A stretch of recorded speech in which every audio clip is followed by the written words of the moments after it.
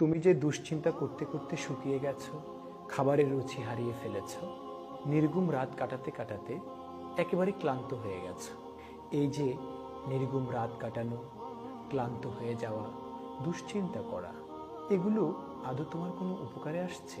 এগুলো আসলে তোমার কোনো উপকারে আসছে না, বরং দুশ্চিন্তা করতে করতে তুমি তোমার মধ্যে মানসিক চাপকে বৃদ্ধি করছো, চলার পথের সাহসকে দুর্বল করছো, বেঁচে থাকার স্বপ্নকে তুমি ধূসর করে ফেলছো।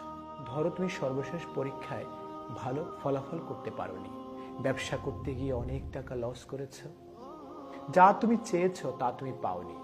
না পাওয়া, ব্যবসায় লস করা, পরীক্ষায় ভালো ফলাফল না করা, এগুলো এখন তুমি মাথায় নিচ্ছ, টেনশন করছো, নিজেকে শেষ করে দিচ্ছ। ভালো ফলাফল না করা, ব্যবসায় লস করা, যা চেয়েছ তা না পাওয়া, এখন এগুলো তুমি মাথায় নিচ্ছ আর নিজের মধ্যে মানসিক চাপ বৃদ্ধি করছো, নিজেকে শেষ করে দিচ্ছ। আসলে আমরা চাইলে আমাদের অতীতকে পরিবর্তন করতে পারি না। পৃথিবীর কোন মানুষের কাছেই জাদুর কাঠি নেই যার মাধ্যমে সে চাইলে অতীতকে পরিবর্তন করতে পারে। কিন্তু তুমি চাইলে বর্তমানকে পুঁজি করে ভবিষ্যৎকে আলোকিত করতে পারো।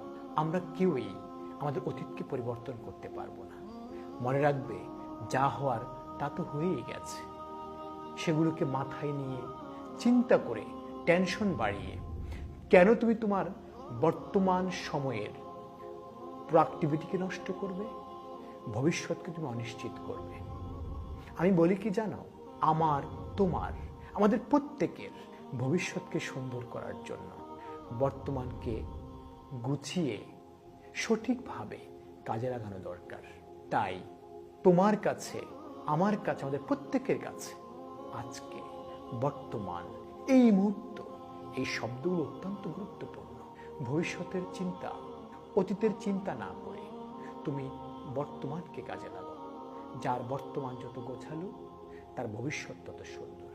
আমি তোমাকে বলি কি জানো, তুমি আজকের জন্য বেঁচে থাকো।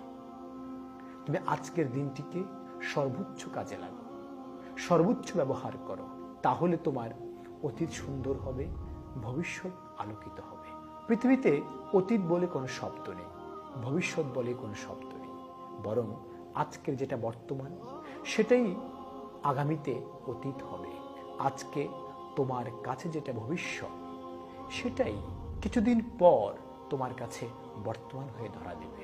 তাই আমি তোমাকে বলছি, আজকের দিনটিকে সর্বোচ্চ কাজে লাগাও। অবশ্যই তুমি সফল হবে, ইনশাআল্লাহ।